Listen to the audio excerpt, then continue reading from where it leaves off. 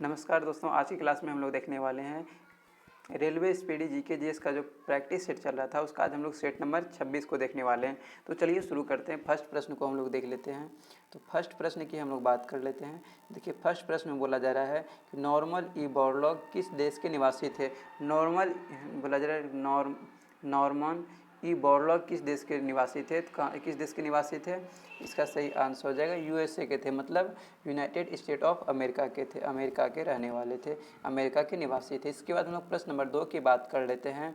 प्रश्न नंबर 2 में बोला जा रहा है गेहूं में रस्ट रोग किसके कारण से होता है। गेहूं में रस्ट रोग की बात कर लेंगे, किसके कारण से होता है? ये कवक के कारण से होता है। गेहूं में रस्ट रोग किसके कारण से होता है? कवक के कारण से होता है। इसके बाद हम लोग प्रश्न नंबर 3 की बात करते हैं। प्रश्न नंबर 3 में बोला जा रहा है पौधे नाइट्रोजन को किस रूप में ग्रहण करते हैं। तो पौधे नाइट्रोजन को किस रूप में ग्रहण करते हैं? तो नाइट्रेट के रूप में ग्रहण करते हैं। पौधे नाइट्रोजन को किस रूप में ग्रहण करते हैं? नाइट्रेट के रूप में ग्रहण करते हैं। इसके बाद हम लोग प्रश्न नंबर 4 की बात कर लेते हैं। बोला जा रहा है 2,4D क्या है। बोला जा रहा है 2,4D क्या है। तो क्या है ये? इसकी हम लोग बात कर लेते हैं। ये खरपतवारनाशी है। खरपतवारनाशी है। 2,4D क्या है? ये खरपतवारनाशी है।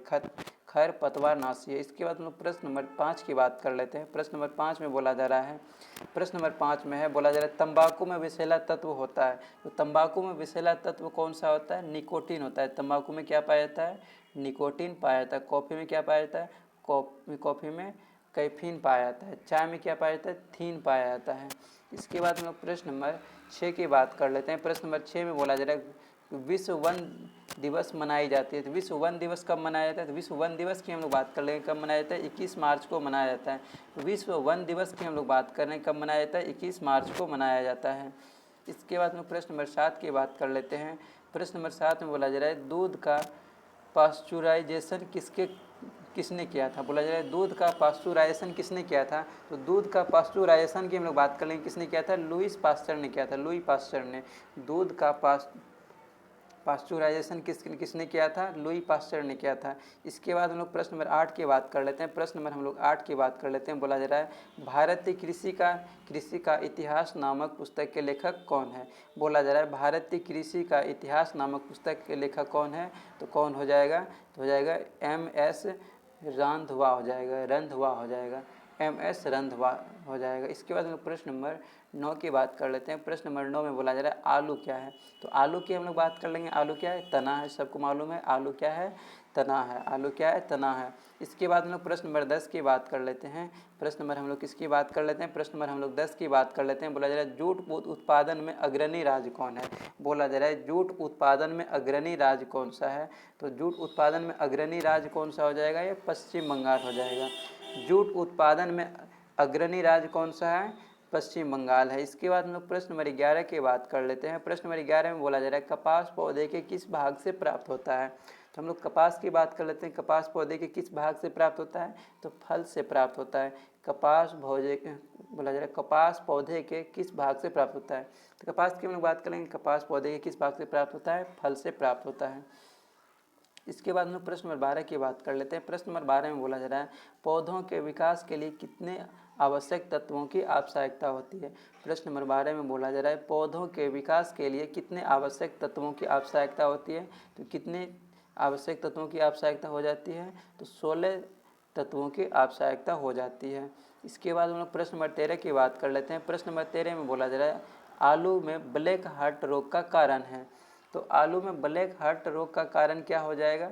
इसका सही आंसर हो जाएगा ऑक्सीजन की कमी होता है। आलू में ब्लैक हार्ट रोग का कारण क्या हो जाएगा? ऑक्सीजन की कमी हो जाएगा। इसके बाद हम लोग प्रश्न नंबर 14 की बात कर लेते हैं। प्रश्न नंबर 14 में बोला जा रहा है, प्रश्न नंबर 14 में बोला जा रहा है पूसा 444 किसकी एक प्रजाति है। बोला जा रहा है पूसा 444 किसकी एक प्रजाति हो जाएगा? किसका एक प्रजाति हो जाएगा? ये बाजरा का एक प्रजाति हो जाएगा।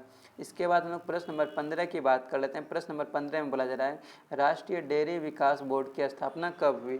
तो राष्ट्रीय डेयरी विकास बोर्ड की स्थापना की हम लोग बात कर लेंगे, कब हुआ था? 1965 ईस्वी में हुआ था। राष्ट्रीय डेयरी विकास बोर्ड की स्थापना कब हुई? 1965 ईस्वी में हुई थी। इसके बाद हम लोग प्रश्न नंबर 16 की बात करते हैं। प्रश्न नंबर 16 में बोला जा रहा है राष्ट्रीय डेयरी अनुसंधान केंद्र कहाँ है। तो राष्ट्रीय डेयरी अनुसंधान केंद्र की बात कर लेंगे, कहाँ पर स्थित है, करनाल में स्थित है। कहाँ पर, ये करनाल में स्थित है। इसके बाद हम लोग प्रश्न नंबर हम लोग 17 की बात कर लेते हैं। प्रश्न नंबर हम लोग 17 की बात कर लेते हैं। प्रश्न नंबर 17 में देखिए बोला जा रहा है, प्रश्न नंबर 17 में कि बोरलॉग पुरस्कार किस क्षेत्र में दिया जाता है। तो बोरलॉग पुरस्कार की हम लोग बात कर लेंगे, किस क्षेत्र में दिया जाता है, कृषि के क्षेत्र में दिया जाता है। बोरलॉग पुरस्कार जो है ये कृषि के क्षेत्र में दिया जाता है। इसके बाद हम लोग प्रश्न नंबर 18 की बात कर लेते हैं। प्रश्न नंबर 18 में बोला जा रहा है श्वेत क्रांति का जनक किसे माना जाता है। श्वेत क्रांति का जनक की बात कर लेंगे, किसे माना जाता है, डॉक्टर वर्गीस कुरियन को माना जाता है। श्वेत क्रांति का जनक डॉक्टर वर्गीस कुरियन को माना जाता है। इसके बाद हम लोग प्रश्न नंबर 19 की बात कर लेते हैं। प्रश्न नंबर 19 में बोला जाए चिपको आंदोलन की शुरुआत कब हुई थी। तो चिपको आंदोलन की शुरुआत की बात कर लेंगे, कब हुआ था, 1973 ईस्वी में हुआ था। चिपको आंदोलन की शुरुआत कब हुआ था, 1973 ईस्वी में हुआ था। इसके बाद हम लोग प्रश्न नंबर 20 की बात कर लेते हैं। प्रश्न नंबर 20 में बोला जा रहा है फूलों का अध्ययन क्या कहलाता है। तो फूलों का अध्ययन क्या कहलाता है, एंथोलॉजी कहलाता है, एंथोलॉजी। इसके बाद हम लोग प्रश्न नंबर हम लोग 21 की बात कर लेते हैं। प्रश्न नंबर 21 में बोला जा रहा है दूध में मीठापन किसके कारण होता है। तो दूध में मीठापन की बात कर लेंगे, किसके कारण होता है, ये लेक्टोज के कारण होता है। दूध में मीठापन किसके कारण होता है, लेक्टोज के कारण होता है। इसके बाद हम लोग प्रश्न नंबर 22 की बात करते हैं। प्रश्न नंबर 22 में बोला जा रहा है गेहूं का सबसे बड़ा उत्पादक देश कौन है। तो गेहूं का सबसे बड़ा उत्पादक देश की बात कर लेंगे, कौन सा देश हो जाएगा, ये चीन हो जाएगा। इसके बाद हम लोग प्रश्न नंबर 23 की बात कर लेते हैं। प्रश्न नंबर 23 में बोला जा रहा है भारत में हरित क्रांति के जन्मदाता माना जाता है। तो भारत में हरित क्रांति के जन्मदाता किसे माना जाता है, तो MS स्वामीनाथन को माना जाता है, MS स्वामीनाथन को माना जाता है। इसके बाद हम लोग प्रश्न नंबर 24 की बात कर लेते हैं। देखिए प्रश्न नंबर 24 में बोला जा रहा है भारत में हरित क्रांति की शुरुआत किस वर्ष हुई थी। तो भारत में हरित क्रांति की शुरुआत किस वर्ष हुई थी, 1967 से 1968 ईस्वी में हुआ था। भारत में हरित क्रांति की शुरुआत किस वर्ष हुई थी, 1967 से 1968 ईस्वी में हुआ था। इसके बाद हम लोग प्रश्न नंबर 25 की बात कर लेते हैं। प्रश्न नंबर 25 में बोला जा रहा है हरित क्रांति का जनक देश हैं। हरित क्रांति का जनक देश कौन सा हो जाएगा, ये हो जाएगा फिलीपींस हो जाएगा। हरित क्रांति का जनक देश कौन सा है, फिलीपींस है। इसके बाद हम लोग प्रश्न नंबर 26 की बात कर लेते हैं। प्रश्न नंबर हम लोग 26 की बात कर लेते हैं। देखिए प्रश्न नंबर 26 में बोला जा रहा है हरित क्रांति शब्द का प्रयोग सर्वप्रथम किसने किया था। हरित क्रांति शब्द का प्रयोग सर्वप्रथम किसने किया था, तो डॉक्टर विलियम गॉड ने किया था, डॉक्टर विलियम गॉड ने किया था। इसके बाद हम लोग प्रश्न नंबर 27 की बात करते हैं। प्रश्न नंबर 27 में बोला जा रहा है फलों का अध्ययन क्या कहलाता है। फलों का अध्ययन की बात करेंगे, क्या कहलाता है, पोमोलॉजी कहलाता है। फलों का अध्ययन पोमोलॉजी कहलाता है। इसके बाद हम लोग प्रश्न नंबर 28 की बात करते हैं। प्रश्न नंबर 28 में बोला जा रहा है कपास अनुसंधान केंद्र कहाँ में स्थित है। तो कपास अनुसंधान केंद्र की बात कर लेंगे, कहाँ में स्थित है, ये मुंबई में स्थित है। कपास अनुसंधान केंद्र कहाँ पर स्थित है, मुंबई में स्थित है। इसके बाद हम लोग प्रश्न नंबर 29 की बात करते हैं। प्रश्न नंबर 29 में बोला जा रहा है लौंग पौधे किस भाग से प्राप्त किए जाते हैं। लौंग पौधे की बात कर लेंगे हम लोग, किस भाग से प्राप्त किया जाता है, ये पुष्प कलिका से प्राप्त किया जाता है, पुष्प कलिका से प्राप्त किया जाता है। इसके बाद हम लोग प्रश्न नंबर 30 की बात कर लेते हैं। प्रश्न नंबर 30 में बोला जा रहा है सोयाबीन में प्रोटीन कितना प्रतिशत होता है। सोयाबीन की हम लोग बात कर लेते हैं, इसमें प्रोटीन कितना प्रतिशत पाया जाता है, तो 46% प्रोटीन पाया जाता है। सोयाबीन में प्रोटीन कितना प्रतिशत पाया जाता है, 46% पाया जाता है। अब चलिए हम लोग नेक्स्ट प्रश्न नंबर हम लोग 31 की बात कर लेते हैं। प्रश्न नंबर हम लोग 31 की बात कर लेते हैं। देखिए प्रश्न नंबर 31 में बोला जा रहा है, प्रश्न नंबर हम लोग 31 की बात कर लेते हैं। बोला जा रहा है अंतर्राष्ट्रीय चावल अनुसंधान केंद्र कहाँ है। तो अंतर्राष्ट्रीय चावल अनुसंधान केंद्र की हम लोग बात कर लेंगे, कहाँ पर स्थित है, ये मनीला में है, मनीला में स्थित है। अंतर्राष्ट्रीय चावल अनुसंधान केंद्र कहाँ पर स्थित है, ये मनीला में स्थित है। इसके बाद हम लोग प्रश्न नंबर 32 की बात करते हैं। प्रश्न नंबर 32 में बोला जा रहा है केंद्रीय चावल शोध संस्थान कहाँ में स्थित है। तो केंद्रीय चावल शोध संस्थान की हम लोग बात कर लेंगे, कहाँ पर स्थित है, ये कटक में स्थित है। केंद्रीय चावल शोध संस्थान केंद्र कहाँ पर स्थित है, ये कटक में स्थित है। इसके बाद हम लोग प्रश्न नंबर 33 की बात करते हैं। प्रश्न नंबर 33 में टिक्का रोग का संबंध किस फसल से। टिक्का रोग का संबंध बात कर लेंगे, किस फसल से हो जाएगा, ये मूंगफली से हो जाएगा। टिक्का रोग का संबंध किस फसल से, मूंगफली से है। इसके बाद हम लोग प्रश्न नंबर 34 की बात कर लेते हैं। प्रश्न नंबर 34 में बोला जा रहा है थीन तत्व किस में पाया जाता है। थीन तत्व की बात कर लेंगे, किस में पाया जाता है, चाय में पाया जाता है। चाय में क्या पाया जाता है, थीन पाया जाता है। कॉफ़ी में कैफीन पाया जाता है। तंबाकू में निकोटीन पाया जाता है। इसके बाद हम लोग प्रश्न नंबर 35 की बात कर लेते हैं। प्रश्न नंबर 35 में है चाय बोर्ड कहाँ पे स्थापित किया गया है। चाय बोर्ड की हम लोग बात कर लें कहाँ पर स्थापित किया गया है, तो चाय बोर्ड जो है ये कोलकाता में स्थापित किया गया है। चाय बोर्ड की हम लोग बात कर लें कहाँ पर स्थापित किया गया है, कोलकाता में। इसके बाद हम लोग प्रश्न नंबर 36 की बात कर लेते हैं। प्रश्न नंबर 36 में बोला जा रहा है रेशम के कीड़े यानी कोकून अपना भोजन किससे प्राप्त करते हैं। बोला जा रहा है कि रेशम के कीड़े कोकून अपना भोजन किससे प्राप्त करते हैं, किससे प्राप्त करते हैं, ये शहतूत की पत्ती से प्राप्त करते हैं, शहतूत की पत्ती से प्राप्त करते हैं। चलिए अब हम लोग प्रश्न नंबर 37 की बात कर लेते हैं। प्रश्न नंबर हम लोग 37 की बात कर लेते हैं। प्रश्न नंबर 37 में बोला जा रहा है गोल्डन फाइबर के नाम से किसे जाना जाता है। तो गोल्डन फाइबर के नाम से किसे जाना जाता है, तो गोल्डन फाइबर के नाम से जूट को जाना जाता है। किसे जाना जाता है, जूट को जाना जाता है। इसके बाद हम लोग प्रश्न नंबर 38 की बात कर लेते हैं। प्रश्न नंबर 38 में देखिए बोला जा रहा है दालचीनी पौधे के किस भाग से प्राप्त होता है। तो दालचीनी की हम लोग बात कर लेंगे, पौधे के किस भाग से प्राप्त होता है, ये छाल से प्राप्त होता है। दालचीनी पौधे के छाल से प्राप्त होता है। इसके बाद हम लोग प्रश्न नंबर 39 की बात कर लेते हैं। प्रश्न नंबर 39 में बोला जा रहा है दूध का रंग सफ़ेद किसके कारण होता है। दूध का रंग सफ़ेद किसके कारण होता है, ये कैसीन के कारण होता है, कैसीन के कारण होता है। दूध का रंग सफ़ेद किसके कारण होता है, कैसीन के कारण होता है।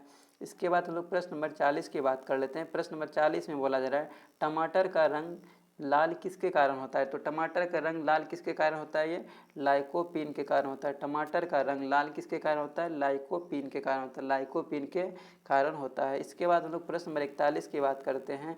प्रश्न नंबर 41 में बोला जा रहा है कॉफ़ी में कौन सा तत्व पाया जाता है। तो कॉफ़ी में कौन सा तत्व पाया जाता है, कॉफ़ी में कैफीन पाया जाता है। कॉफ़ी में कौन सा तत्व पाया जाता है, कैफीन पाया जाता है।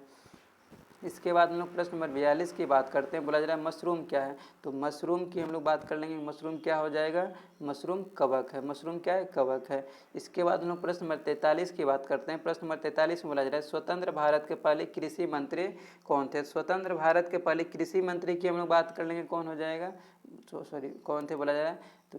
तो स्वतंत्र भारत के पहले कृषि मंत्री कौन थे।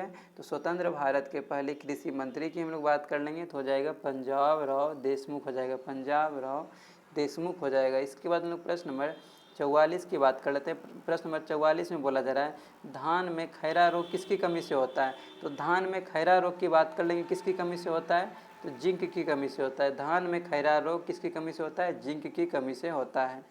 इसके बाद हम लोग प्रश्न नंबर 45 की बात करते हैं। प्रश्न नंबर 45 में बोला जा रहा है विश्व में धान की बोनी किस्म कौन है। बोला जा रहा है विश्व में धान की बोनी किस्म कौन सी है।